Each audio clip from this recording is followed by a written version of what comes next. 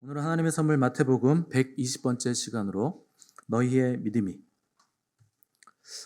믿음이라는 제목으로 우리 하나님 말씀 함께 나누도록 하겠습니다.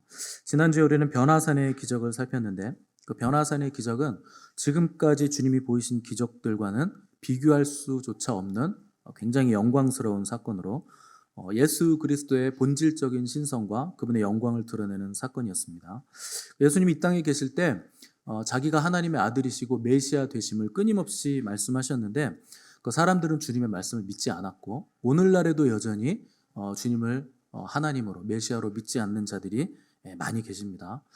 그래서 우리의 죄를 위해서 오신 유일한 구원자 예수 그리스도를 믿지 않는 사람이 너무 많으니까 그 C.S. 루이스라는 분이 이런 말을 했어요. 만일 주님이 하나님의 아들 메시아라고 한 것이 거짓말이라면 그분은 거짓말쟁이 사기꾼일 것이다.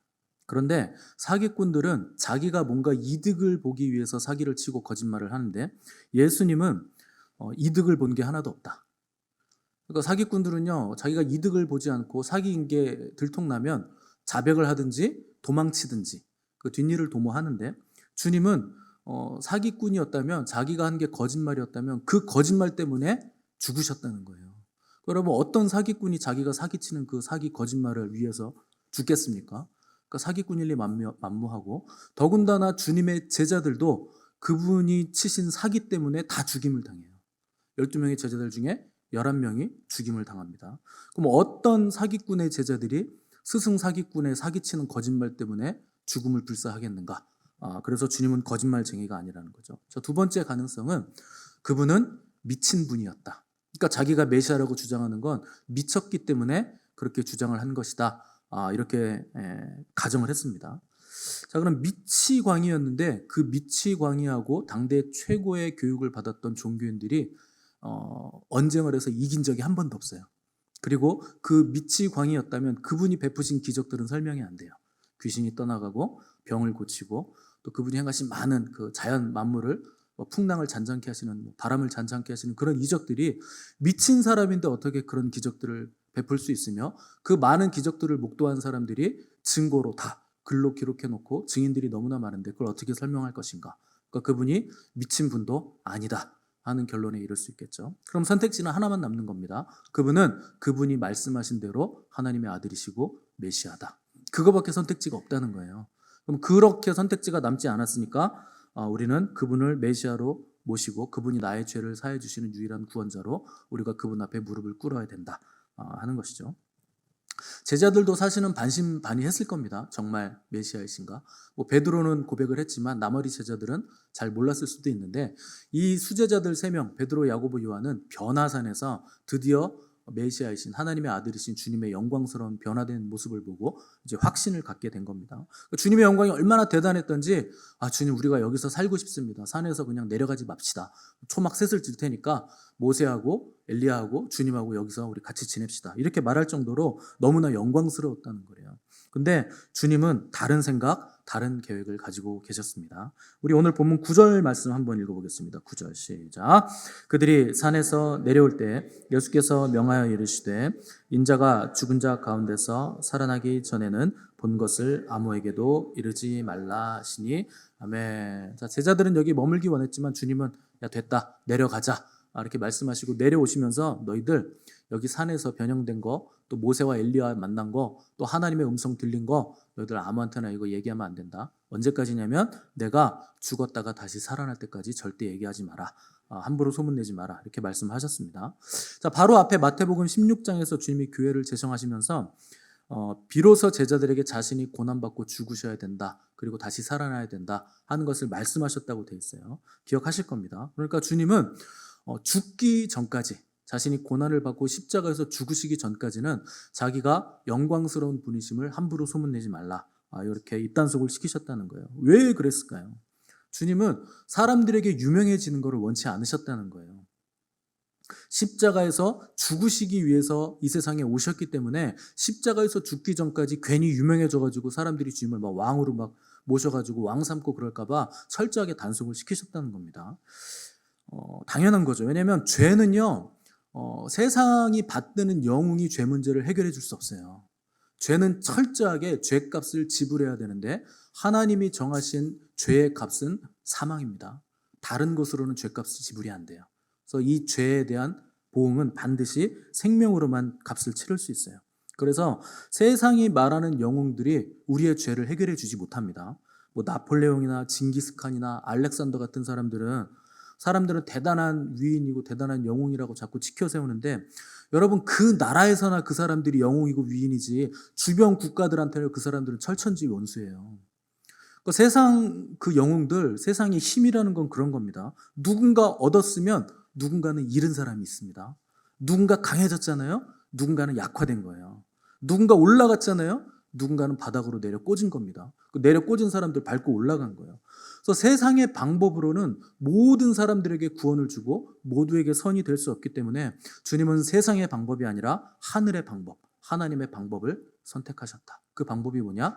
모든 인류의 죄를 질 수 있는 책임적인 존재이신 하나님이 친히 인간이 되셔서 모든 인간의 죄를 지시고 십자가에서 죽으시는 방법. 이것밖에 인류를 죄에서 구원할 방법이 없었다는 거예요. 이게 하나님의 방법입니다. 우리 10절에서 13절 말씀 보세요. 제가 한번 읽겠습니다. 제자들이 물어 이르되 그러면 어찌하여 서기관들이 엘리야가 먼저 와야 하리라 하나이까? 예수께서 대답하여 이르시되 엘리야가 과연 먼저 와서 모든 일을 회복하리라. 내가 너에게 말하노니 엘리야가 이미 왔을 때 사람들이 알지 못하고 임으로 대우하였도다. 인자도 이와 같이 그들에게 고난을 받으리라 하시니 그제서야 제자들이 예수께서 말씀하신 것이 세례 요한인 줄을 깨달으니라. 자, 주님이 제자들에게 야 너희들 소문내지 마라. 본 거 소문내면 안 된다. 그러니까 제자들이 불만스러웠던 거예요. 그래서 질문하기를, 아니 주님, 성경에 보면 메시아가 오기 전에 엘리야가 먼저 와야 된다 이렇게 써 있는데 저희가 지금 엘리야를 봤잖아요. 제자들이 변화산에서 모세와 엘리야가 온 걸 봤잖아요. 그러니까 주님이 메시아로 오신 걸 엘리야가 와서 지금 확인시켜 준 거 아닙니까? 그러니까 우리가 엘리야 만난 거 소문내면 주님이 메시아 되심 드러내는 거에 훨씬 더 도움되지 않겠습니까? 근데 왜 소문내지 말라 그러시는 거예요? 이렇게 얘기한 거죠. 그러니까 주님이 너희들 엘리야가 온 거 가지고 들떠있는 모양인데, 오리라고 한 엘리야는 엘리야가 실제로 살아서 온다는 게 아니라 엘리야의 심령을 가진 자가 온다는 뜻이다. 그리고 그가 바로 세례 요한인데 종교인들이 세례 요한을 엘리야로 못 알아보고 세례 요한을 함부로 죽인 거다. 이렇게 성경을 풀어주신 겁니다. 그때서야 이제 제자들은 깨닫게 됐다는 거예요. 자, 14절에서 18절 말씀 보십시오. 그들이 무리에게 이르매 한 사람이 예수께 와서 꿇어 엎드려 이르되 주여 내 아들을 불쌍히 여기소서. 그가 간질로 심히 고생하여 자주 불에도 넘어지며 물에도 넘어지는지라. 내가 주의 제자들에게 데리고 왔으나 능히 고치지 못하더이다. 예수께서 대답하여 이르시되 믿음이 없고 패역한 세대여 내가 얼마나 너희와 함께 있으며 얼마나 너희에게 참으리요. 그를 이리로 데려오라 하시니라. 이에 예수께서 꾸짖으시니 귀신이 나가고 아이가 그때부터 나으니라. 자, 예수님이 제자들에게 설명을 내려오시면서 세례 요한이 누군가 찬찬히 설명해 주시면서 내려왔더니 산 아래에서는 또 다른 일들이 지금 벌어진 겁니다. 산 위에서 예수님과 3명의 제자들이 밤새 기도하러 가서 철야하고 있을 때 나머지 9명의 제자들은 산 아래에서 노숙을 했던 모양이에요. 그래서 산 아래에 있던 제자들이 아침에 일어나니까 한 아버지가 귀신 들린 자기 아들을 데려왔는데 자기 아들이 간질에 걸려서 뭐 불 속에도 막 넘어지고 물 속에도 넘어지고 하니까 어려서부터 이게 오래됐는데 내 아들을 좀 고쳐주세요 이렇게 데려왔다는 거예요.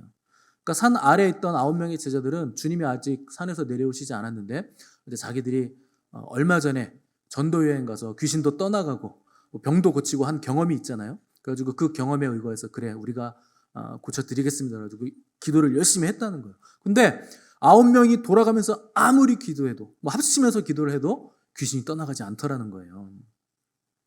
여러분 이 중에서 귀신 쫓는 기도 해보신 분 계세요? 아무도 안 계세요?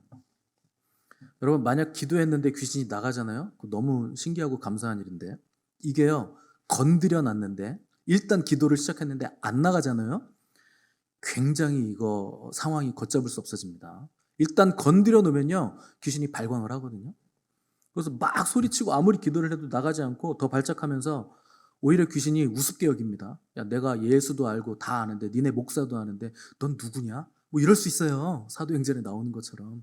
그래서 사도행전에 보면 바울이 귀신을 막 쫓아내니까 스게아의 7 아들이 제사장인데 자기들도 할 수 있다고 덤볐다가 귀신이 그 스게아의 7 아들을 막 올라타고 옷을 벗기고 막 창피를 줍니다. 너넨 누구냐 그러고. 산 아래 제자들이 지금 그랬다는 거예요.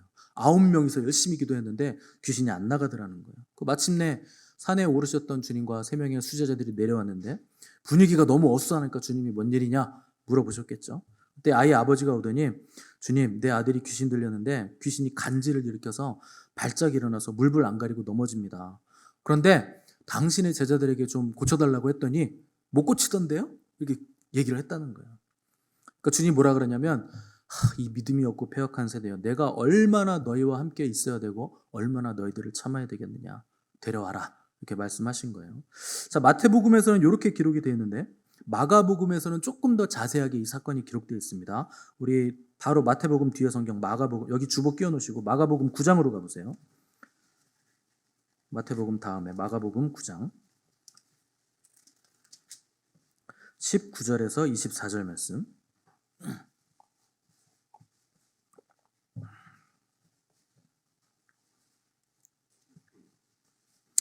마가복음 9장 19절에서 24절 말씀 제가 읽겠습니다. 대답하여 이르시되 믿음이 없는 세대여, 내가 얼마나 너희와 함께 있으며 얼마나 너희에게 참으리요. 그를 내게로 데려오라 하시매 이에 데리고 오니 귀신이 예수를 보고 곧 그 아이로 심히 경련을 일으키게 하는지라. 그가 땅에 엎드려져 구르며 거품을 흘리더라. 예수께서 그 아버지에게 물으시되 언제부터 이렇게 되었느냐 하시니 이르되 어릴 때부터니이다. 귀신이 그를 죽이려고 불과 물에 자주 던졌나이다. 그러나 무엇을 하실 수 있거든 우리를 불쌍히 여기서 도와주옵소서. 예수께서 이르시되 할 수 있거든이 무슨 말이냐, 믿는 자에게는 능히 하지 못할 일이 없느니라 하시니 곧 그 아이의 아버지가 소리를 질러 이르되 내가 믿나이다, 나의 믿음 없는 것을 도와주소서 하더라. 아멘. 자, 주님이 자초지종을 들으시고 믿음이 없는 세대여, 내가 얼마나 너희와 함께 있으며 얼마나 너희를 내가 참아야 되느냐, 이렇게 화를 내시면서 책망을 하셨는데, 자, 믿음이 없는 세대란 거 유대인 전체를 말씀하시는 겁니다. 동시에 제자들을 책망하시는 거예요. 제자들, 너희들은 언제까지 내가 이렇게 가르쳐 주는데도 깨닫지 못하느냐. 또 귀신 들린 아이의 아버지가 주님께 요청하기를 뭐라고 요청했냐면 무엇을 하실 수 있거든 좀 해달라, 이렇게 부탁을 한 거예요. 그때 주님이 발끈하신 거예요. 야, 무엇을 할 수 있거든이라니 무슨 말이야. 믿는 자에게는 능치 못할 일이 없다, 이렇게 책망하신 거예요. 주님이 왜 책망하셨냐면 이 아버지의 태도가요, 굉장히 애매한 태도입니다.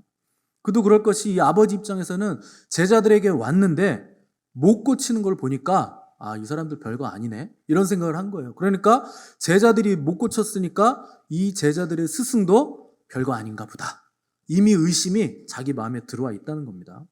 근데 이 아버지가 그동안요, 어릴 때부터 아이가 이랬으니까 얼마나 많은 의사들을 찾아다녔겠으며 얼마나 많은 종교인들을 찾아다녔겠습니까? 얼마나 많은 재물과 돈을 갖다 바치면서 아이를 낳게 할 사람을 찾아다녔겠어요? 뭐 용하다는 의사 찾아가 보고 한의원도 가보고, 뭐 이스라엘은 한의원이 없겠죠. 아무튼 뭐 갖가지 의사 다 찾아가 보고, 또 기도원, 뭐 회당, 뭐 유대인, 뭐 율법사, 제사장, 뭐 어디 안 가봤겠습니까? 자기 자식 일인데 다 찾아다녀 본 거예요. 근데 못 고치더라는 거예요. 그래서 이번에도 메시아가 왔다고 하니 왔는데 메시아는 없고 그들의 제자들이 있는데 제자들도 다 귀신 쫓아내고 전도여행 갔다 왔으니까 그래 한번 고쳐주세요 그랬더니 못 고치더라는 거예요. 그러니까 속으로 무슨 생각을 했겠습니까? 역시나 또 속았구만. 괜히 헌금 드렸네. 뭐 헌금을 드렸는지 안 드렸는지 모르겠지만 이 사람들도 사기꾼인가, 이런 생각이 들었다는 거예요. 그러니까 마침내 주님이 산에서 내려왔을 때 이 아이의 아버지는요, 별로 기대를 안 하고 있는 겁니다. 그래서 주님께, 주님, 우리 아이를 좀 불쌍히 여기셔서 할 수 있거든 뭐라도 좀 해주세요, 좀 해줘 보세요, 이런 심정으로 부탁을 한 거죠. 그러니까 자기가 지금 만나고 있는 분이 누군지, 그분이 어떤 능력을 가졌는지, 어떤 권세를 가졌는지 전혀 기대감이 없는 상태에서 할 수 있거든 뭐라도 좀 해주십시오, 이렇게 애매하게 좀 부탁을 했다는 거예요. 그러니까 이런 태도를 보신 주님이 강하게 그의 영혼에 책망을 하신 거예요. 할 수 있거든이 도대체 무슨 말이냐. 믿는 자에게는, 하나님을 믿으면 능치 못할 일 없다. 그러니까 이 아버지가요, 정신이 번쩍 났습니다. 그러면서 소리를 지르기를 내가 믿나이다, 나의 믿음 없음을 도와주소서. 절규와도 외쳤어요. 여러분, 내가 믿나이다, 나의 믿음 없음을 도와주소서, 이게 말이 됩니까? 앞뒤가 안 맞는 말이에요. 우리말로 하면 주님 믿습니다, 근데 저 믿음 없어요, 이게 말이 됩니까? 그러니까 저 좀 도와주세요. 여러분, 이게요 기독교예요. 여러분 이게 진리예요. 여러분 이게 믿음입니다. 우리는 믿어요. 근데 우리에게는 믿음이 없는 거예요. 그래서 누구의 도움이 필요합니까? 주님의 도움이 필요한 거예요. 여러분 이게 기독교입니다. 이게 기독교 믿음의 핵심인 거예요. 우리는요 믿음을 항상 오해하기를 내 믿음으로 생각하는 거예요.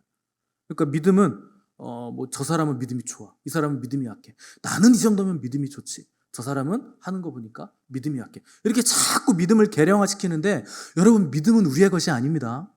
믿음은 주님이 주시는 거예요. 철저하게 주님께 있는 것이고 주님이 우리에게 주시는 선물이라는 걸 우리가 알아야 된다는 거죠. 이스라엘 민족이 출애굽했을 때 앞에 홍해가 딱 가로막고 뒤에는 이제 이집트 전차 부대가 막 추격해 오고 있었는데 그때 이스라엘 백성들이 무슨 말을 했느냐? 원망과 불평을 계속 쏟아냅니다. 야, 모세한테 야, 애굽에 매장지가 없어가지고 우리를 광야로 끌고 왔냐? 우리를 죽게 하려고 여기까지 데리고 왔냐? 그래서 진작에 우리가 그냥 애굽 사람 섬긴다고 안 했느냐? 광야에서 죽는 것보다 애굽 사람 섬기면서 살아있는 게 낫지 않냐? 계속 원망을 한 거예요. 누가 봐도 믿음 없는 말, 누가 봐도 불신앙적인 말을 계속 내뱉었는데 그때 모세가 뭐라 그러냐면 너희들 두려워하지 말고 가만히 서서 오늘 여호와께서 너희를 위하여 싸우시는 것을 봐라. 너희가 오늘 본 애굽 사람들 영원히 다시 못 볼 것이다. 그 책망을 합니다. 여호와께서 오늘 너희를 위해 싸울 것이다. 그러니 너희들 가만히 있어라. 가만히 있어라. 이렇게 얘기하죠. 그런 다음에 모세가 지팡이를 딱 들어서 바다로 딱 펼치니까 동풍이 뜨거운 바람이 불기 시작하더니 바닷물이 갈라지고 길이 생겨나고 홍해를 그때 걸어가게 된 겁니다. 근데 그냥 뻘을 걸은 게 아니에요. 성경에 보면 마른 땅을 걸었다 그랬어요. 그러니까 바닷물이 갈라졌으면 완전히 축축한 젖은 땅이어야 되는데 동풍이 얼마나 뜨거운 바람이 강하게 불어왔든지 그 바닷속에 길이 나는데 거기가 마른 땅이 됐다는 거예요. 얼마나 놀라운 일입니까?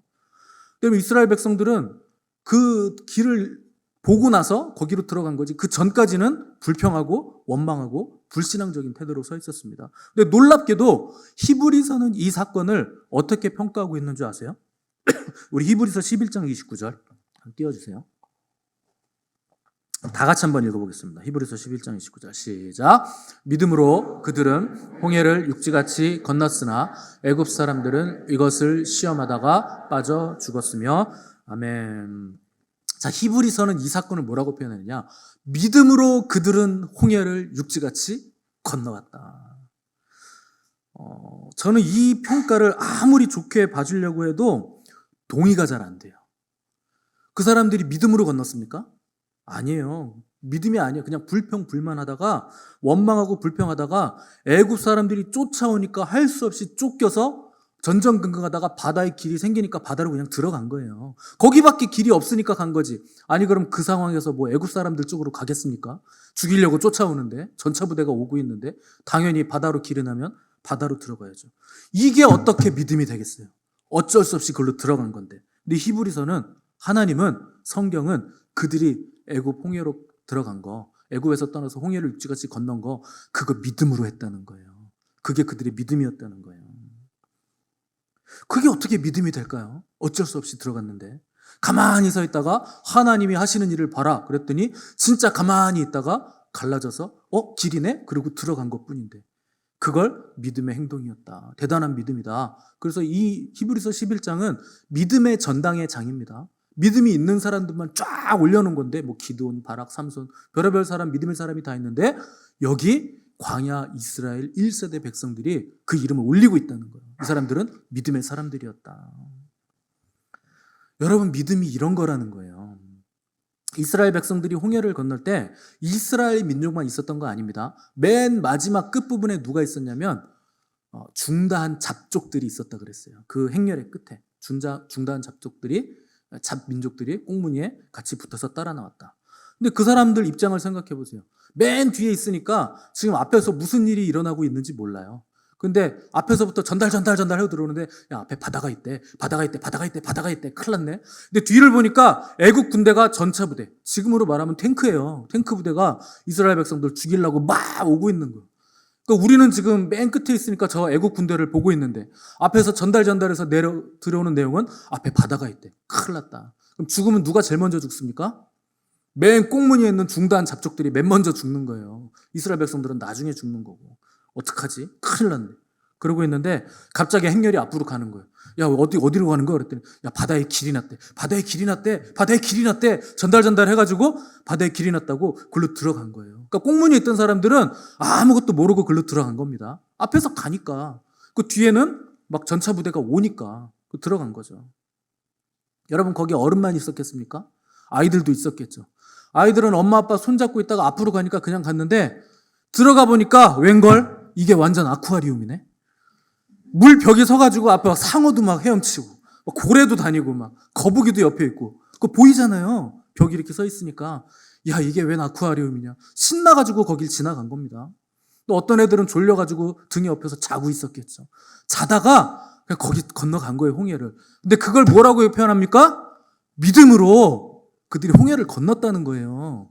자다가 걷는 애들도 믿음으로 건넜고 엄마 손잡고 그냥 아쿠아리움 보듯이 구경하다가 아무것도 모르고 간 애들도 믿음으로 건넜다는 거예요. 여러분, 그 아이들도 구원받은 거죠. 왜냐하면 성경은요, 이 출애굽을 구원이라고 표현합니다. 그리고 홍해를 건넌 걸 거기서 세례받았다고 표현하는 거예요. 세례는 구원의 표잖아요. 구원받았음을 내가 인정하는 거잖아요. 그러니까 구원도 받았고 세례도 받았는데 이 아이들이 자기들 신앙 고백이 있었겠습니까? 아무것도 모르고 그냥 받은 거죠. 부모 덕에 구원받았을까요? 아닙니다. 구원은요, 누구의 덕으로 받는 게 아니에요. 어떻게 구원받았을까요? 그 아이들이? 하나님 은혜로 받은 거예요. 전적인 하나님의 은혜로 받은 거예요. 끌려가든 손잡고 가든 밀려가든 너 안 오면 다리몽댕이를 부러뜨린다 이렇게 해서 갔든 날라서 갔든 바람에 쓸려 갔든 여기 홍해를 도한 모든 이스라엘 민족들, 중단 잡족들 누구의 은혜로 구원받았습니까? 하나님 은혜로 구원받은 거예요. 여러분, 이게 믿음이에요. 철저하게 하나님이 주시는 거예요. 그러니까 우리는 자꾸 믿음을 누구 믿음은 크고 누구 믿음은 작고 아니에요. 믿음을 함부로 평가하거나 우리가 재단할 수 있는 게 아닙니다. 여러분들 지금 이 시간에 여기 앉아 있는데 여러분들이 선택해서 여기 앉아 계신 거죠? 아니에요? 기회요? 우리 생각엔 내가 어제 그래 내일은 교회 가야지. 옷도 좀 준비해놓고 신발 내일 이거 신어야지 닦아놓고 아침에 이렇게 변장도 좀 하고 나의 치부는 다 가리고 상대의 치부는 들춰내지만 내 치부는 가린다. 화장도 좀 하고 쫄래쫄래 왔는데 내가 선택해서 내가 운전해서 내가 걸어서 왔는데 내가 온 것 같잖아요. 근데 아니에요, 여러분. 철저하게 하나님의 은혜로 온 거예요. 아닌데 내가 선택해서 내 발로 왔는데 지난주에도 나는 여기 앉아 있었고 지지난주에도 나는 여기 앉아 있었고 침이 튀네. 지난주에도 여기 앉아 있었는데 내가 선택해서 여기 왔는데요. 여러분, 그 모든 순간들이 내 선택이었던 것 같겠지만 하나님이 직접 하시는 일이에요. 홍해가 갈라진 그 구원 사건 보세요. 건너간 거 세례라 그랬어요. 백성들이 잘나서 그게 됐을까요? 백성들이 훌륭해서 그렇게 됐을까요? 아닙니다. 우리를 죽이려고 끌고 나왔냐고 모세한테 원망하고 불평하고 에라 이놈아 네가 우리를 여기서 지금 죽이는구나. 근데 모세한테 홍구녕이 난 다음에 가만히 있어서 하나님 하는 일 봐라. 그래가지고 멀거니 가만히 있었어요. 그래서 구원받은 거예요. 어떻게 구원받았습니까? 가만히 있다가 구원받은 거예요. 근데 여러분, 우리는 가만히 있었는데 우리는 그냥 여기 운전하고 발걸음만 옮겼는데 하나님은 얼마나 많은 일을 하셨는지 아십니까? 애굽에 10가지 재앙을 내리셨죠. 모세 가기 싫다는 거, 야 가 빨리 가. 저 말을 잘 못하는데 아론 말 잘하잖아, 붙여줄게 가. 지금 가야 돼. 배고픈데 밥 먹고 가면 안 돼요? 내일 가면 안 돼요? 그거 구스르고 얼르고 달려가지고 겨우고 막 보내시고 그냥 하면 또 안 가니까 막 떨기나무에 불로 막 나타나셔가지고 막 불이 꺼지지도 않는 거 막 뱀으로 지팡이가 막 변하게 하고 이런 것도 보여주시고 그리고 이스라엘 나오니까 이제 막 낮에는 구름 기둥으로 지켜주시고 밤에는 불 기둥으로 보호하시고 추격해오는 애국 군대 막아주시려고 불로 딱 해가지고 불이 붙어가지고 못 오게 하시고 홍해를 가르시기 위해서 뜨거운 사막에서 동풍 불어오게 하셔가지고 물 다 가르시고 마른 땅처럼 수레 같은 거 끌고 가야 되니까 질퍽질퍽하면 못 가잖아요. 그러니까 완전히 그냥 땅 말라버리시고 바닷물을 또 벽처럼 세우시고 거기도 길을 내시고 뒤따라오는 애국 군대 추격하게 하셔가지고 갑자기 물벽을 무너뜨려서 싹 다 죽게 해서 수장시키시고 여러분, 그 일을 다 누가 하셨습니까? 하나님이 하신 거예요. 이스라엘은 뭐 했습니까? 가만히 입 벌리고 서 있었어요. 입 벌리고 어떡하지? 그러다 구원받은 거예요.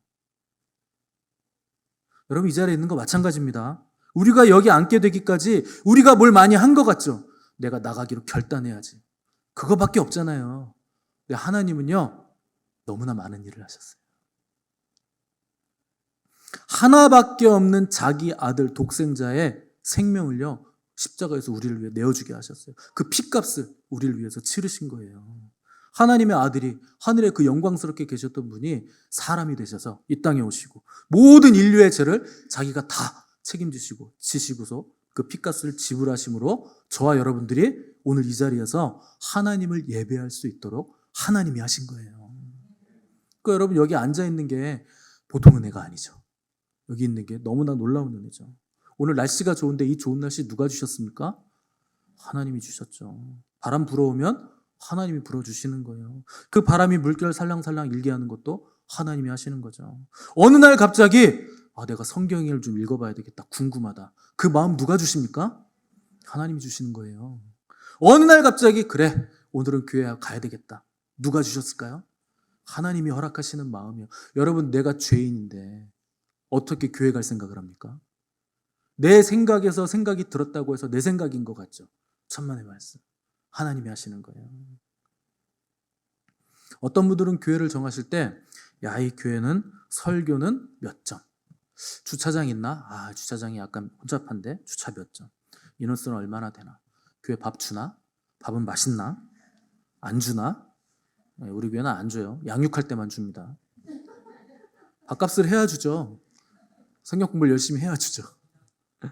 엘리베이터 있나? 있네. 예상외로 또 있네. 점수 다 매겨가지고 이런 거 선택해가지고 나오시는 분들이 계신데, 그런 분들은요, 틀림없어요. 그거보다 조금 더 높은 점수 나오는 교회를 발견하면 그걸로 가실 거예요. 그건 하나님이 하시는 일이 아니에요. 자기가 결정한 거죠. 그런데 하나님이 이 교회로 인도하시는 분들은요, 여기가 엘리베이터가 있든 에스컬레이터가 있든 밧줄 타고 올라와야 되든 그냥 여기 오시는 거예요. 왜 그럴까요? 하나님이 있게 하셨으니까. 말도 안 되는 교회 싸움이 나고 막 온갖 사건이 다 벌어지고, 이 교회에 있는데 내가 진짜 볼 걸 못 볼 걸 다 봤어요. 내가 20년 30년 있으면서 진짜 웃기는 교회예요. 근데 안 떠나 여전히 여기서 예배하고 있어요. 왜 그렇습니까? 하나님이 날 이 교회에 있게 하셨으니까. 이 교회는 다 좋은데 딱 하나 문제가 있어. 목사님이 마음에 안 들어. 다 좋은데 목사님이 마음에 안 들어. 목사님 설교가 영 별로야. 안 들려. 재미없어. 이렇게 생각하시는 분들은 목사를 내가 선택할 수 있다고 생각하시는 거예요. 근데 저 목사 뭐 생긴 것도 별로고 말투도 별로고 뭐 무슨 말 하는지도 모르겠는데 하나님이 나에게 주신 목사야. 하나님이 나에게 주신 목자. 그러면요, 여러분 말씀이 들려요. 제가 개떡같이 말해도 여러분 찰떡같이 들려요. 아멘이십니까? 아멘 하시는 분들 장수하십시오. 자, 마지막으로 우리 19절 20절 읽어보겠습니다. 다시 마태복음으로 오셨어. 마태복음 17장 19절 20절 말씀 다 같이 읽어보겠습니다. 시작. 이때 제자들이 조용히 예수께 나와 이르되 우리는 어찌하여 쫓아내지 못하였나이까? 이르시되 너희 믿음이 작은 까닭이니라. 진실로 너희에게 이르노니 만일 너희에게 믿음이 겨자씨 하나만큼만 있어도 이 산을 명하여 여기서 저기로 옮겨지라 하면 옮겨질 것이요 또 너희가 못할 것이 없으리라. 아멘. 여러분, 왜 제자들에게는 귀신이 떠나가는 능력이 안 나타났을까요? 왜 저번에는 됐는데 지금은 안 됐을까요? 왜 어제는 했는데 오늘은 안 됐을까요? 주님의 진단은 너희 믿음이 작은 까닭이니라. 얼만큼 작냐면 겨자씨보다 작다는 거예요. 여러분, 겨자씨는요 진짜 죽은 깨만 합니다. 그 깨보다 작아요. 겨자씨가 거의 안 보여요. 그냥 그 볼펜으로 점 딱 찍은 거, 그거보다 작습니다. 그거보다 믿음이 작대요, 제자들. 여기 계신 분들 중에 믿음이 겨자씨보다 작은 분 계세요? 웬만하면 겨자씨보다는 클걸요? 아무도 아멘 안 하셨는데. 웬만한 믿음은 겨자씨보다 클 거 아니에요. 그냥 먼지 하나만큼인데. 그럼 여러분들이 저 산을 보고 옮겨라 그러면 옮겨지겠네요? 겨자씨보다 엠만이 크시니까. 여러분, 제자들이 믿음이 겨자씨보다 작았을까요? 아닙니다. 겨자씨보단 다 커요, 믿음이, 여러분들. 근데 왜 능력이 나타나지 않습니까? 믿음을요, 내 것으로 생각한 거예요. 주님이 주시는 게 믿음인데, 야, 내가 저번에도 했으니까 이번에도 내가 할 수 있어. 이게 내 것 같은 거예요, 자꾸. 아닙니다, 여러분. 믿음은 철저하게 주님의 것이에요. 내가 받을 만해서 믿음 가질 수 있는 것도 아니고, 내가 가질 만하다고 생각한다고 가질 수 있는 거 아니에요. 그렇게 생각하면 내가 가진 믿음으로는 아무 일도 일어나지 않습니다. 믿음은 철저하게 하나님의 것이에요. 믿음이라는 게 뭡니까? 믿음의 대상을 내가 의지합니다. 믿음은 나의 것이 아니에요. 믿음의 대상, 우리 주님, 우리 하나님이 우리 믿음의 대상이에요. 여러분, 그걸 믿으시기 바랍니다. 오늘 우리가 이 자리에 있는 것도 우리 믿음의 주요 온전케 하시는 분 예수 그리스도께서 우리에게 행하신 일 때문에 여기 있는 거예요. 오늘 하나님의 말씀이 들렸다면 주님이 우리의 길을 열어주셔서 우리에게 말씀이 들려오는 거예요. 우리는요, 아무것도 아닌 사람들이에요. 오늘 피었다가 그냥 져버리는 들의 꽃만도 못한 인생들이에요. 여러분, 시간이 얼마나 빨리 갑니까? 벌써 반백년 살았어요. 저도 반백년이 넘었어요. 얼마 안 남으신 분도 계시고, 물론 뭐 몇 살까지 살지 모르겠지만, 뭐 100세 시대니까 100세까지 사실 수도 있겠죠. 저는 120세까지 살 겁니다. 모세처럼. 뭐 젊다고 나는 아직 많이 남았어. 가는데 순서 없어요. 여러분들이 오늘 저녁에 살아있을 거란 보장이 없어요. 확률적으로는 99% 이상 살아있겠죠. 근데 수명은 철저하게 여호와께서 정해주시는 거예요. 누구도 보장 못합니다. 여러분, 오늘 만약에 주님이 부르시면 오늘 가야 돼요. 주님 앞으로 가야 돼요. 너 오늘 나한테 와라 그러면 여러분들 트렁크 꺼내가지고 짐 싸시겠죠. 요거 가져가야지. 요거 내가 책 읽다가 못 읽었는데 이거 가서 읽어야지. 짐 싸시겠습니까? 다 놓고 가셔야 돼요. 여러분들 지금 중요하게 생각한 그거 있죠? 다 던져두고 가셔야 돼요. 아무것도 못 가져가요. 지금 성취하려고 하는 거, 이루려고 하는 거, 그거는요, 하나도 중요한 게 아니에요. 뭐만 중요합니까? 예수 그리스도를 믿는 믿음만 중요한 거예요. 그럼 여러분이 이 땅에서 추구할 건 뭐여야 되겠습니까? 믿음이에요. 주님을 믿는 믿음이 있어야 돼요. 우리는 오늘 피었다 지는 이름 없는 꽃과 같은 존재들입니다. 한 번 피었다가 지는 거예요. 영원에 비한다면 너무나 짧은 거예요. 영원의 시간에 비하면 우리는 겨자씨만큼 탁 찍고 끝나는 거예요. 그런데 우리에게 겨자씨만한 믿음만 있어도 겨자씨라는 건 그 안에 생명력이 있는 거예요. 생명이 있는 거예요. 우리의 믿음이 작건 크건 상관없어요. 그 안에 예수 그리스도의 생명을 담아내셔야 돼요. 나를 담으면 안 됩니다. 주님의 생명을 담아내셔야 돼요. 우리는요, 원망하고 불평하다가 가만히 있다가 구원받은 거예요. 그냥 가만히 있다가 구원받은 거예요. 나의 죄 때문에 오도 가도 못하고 큰일 났다, 이거 어떻게 하냐. 그러다 가만히 있다가 길이 열려서 여기 오게 된 거예요. 철저하게 하나님이 그래요. 하나님이 우리를 사랑하셨기 때문에 우리에게 길을 내어주신 거예요. 그리고 저와 여러분을 오늘 이 자리까지 인도해 주셨다는 겁니다. 여러분, 이 구원의 은혜, 이 놀라운 은혜가 실제가 되시기를 바라고 깨달아지시기를 바라고 그 은혜 때문에 하나님을 찬송합니다. 우리의 입술에 이런 고백들이 터져나오는 복된 저와 여러분들 되시기를 간절히 바랍니다.